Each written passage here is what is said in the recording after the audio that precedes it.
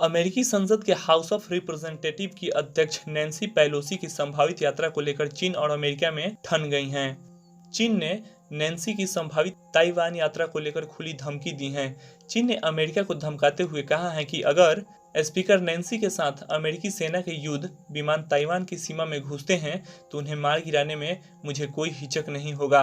खास बात यह है कि चीन की यह धमकी ऐसे वक्त में आई है जब अमेरिका राष्ट्रपति जो बाइडेन और चीन के राष्ट्रपति शी जिनपिंग के बीच इस मामले को लेकर फोन पर लंबी बातें हो चुकी हैं। विदेश मामलों के जानकार प्रोफेसर हर्ष वी पंत का कहना है कि दोनों देशों में पहली बार इस तरह का तनाव देखा गया है। उन्होंने कहा है कि निश्चित रूप से युद्ध जैसे आसार हैं। उन्होंने कहा है कि ताइवान को लेकर दोनों देशों के बीच तनाव चरम पर है। प्रोफेसर पंत ने कहा है कि रूस यूक्रेन जंग के बाद चीन के हौसले बुलंद हुए हैं। वह ताइवान को लेकर ज्यादा आक्रामक हुआ है।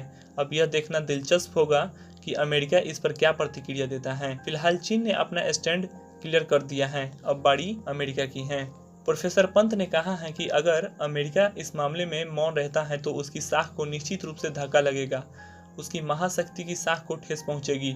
ऐसे में बाइडेन प्रशासन चीन के इस बयान पर क्या स्टैंड लेता है यह देखना अहम होगा।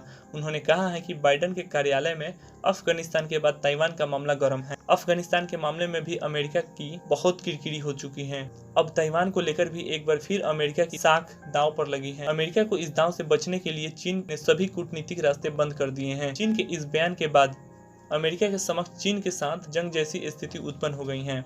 उन्होंने कहा है कि अफगानिस्तान से अमेरिकी सैनिकों की वापसी के बाद यह तय हो गया था कि ताइवान पर चीन की रणनीति बदल सकती है। यूक्रेन जंग के बाद यह तस्वीर और साफ हो गया था कि उन्होंने कहा ऐसा लगता है कि चीन इस मौके की तलाश में था कि कब वह अमेरिका को खुली चुनौती दे सके। नैन्सी की ताइवान यात्रा को उसने इसी रूप में लिया है। अब चीन ताइवान को लेकर आर पार के मूड में है। प्रोफेसर पंत ने कहा है कि अब सवाल यह है कि क्या बाइडेन प्रशासन ताइवान को लेकर जंग की स्थिति में है। उन्होंने कहा है कि यह तय है कि बाइडेन प्रशासन इसका समाधान कूटनीति के जरिए ही निकालना चाहेगा। बाइडेन और जिनपिंग की फोन वार्ता को इसी कड़ी से जोड़कर देखा जाना चाहिए। प्रोफेसर पंत ने कहा है कि अमेरिका का यह प्रयास होगा कि नैन्सी की ताइवान यात्रा सुनिश्चित की जा सके। इसके लिए वह जरूर रास्ता निकालेगा। चीन के सरकारी अखबार ग्लोबल टाइम्स के कमेंटेटर हू जिजी ने ट्विटर पर लिखा है कि अगर अमेरिकी सेना के लड़ाकू विमान ताइवान में नैन्सी के विमान को एस्कॉर्ट करते हैं तो यह आक्रमण होगा। चीनी सेना को चेतावनी के रूप में गोलीबारी करके या दूसरे तरीके से नैन्सी के विमान और अमेरिकी लड़ाकू विमानों को बलपूर्वक रोकने का अधिकार है। अगर यह प्रभावी नहीं होता है तो उन्हें मार गिराने में हमें कोई दिक्कत नहीं है। इसके पहले चीन ने अमेरिका को रेड लाइट पार नहीं करने की सख्त चेतावनी दी थी। चीन के विदेश मंत्रालय के प्रवक्ता झाओ लिजियान ने शुक्रवार को कहा था कि अगर नैन्सी ताइवान आती हैं तो अमेरिका को इसके नतीजे भुगतने के लिए तैयार रहना होगा। बता दें कि ताइवान को लेकर अमेरिका और चीन एक बार फिर आमने सामने हैं।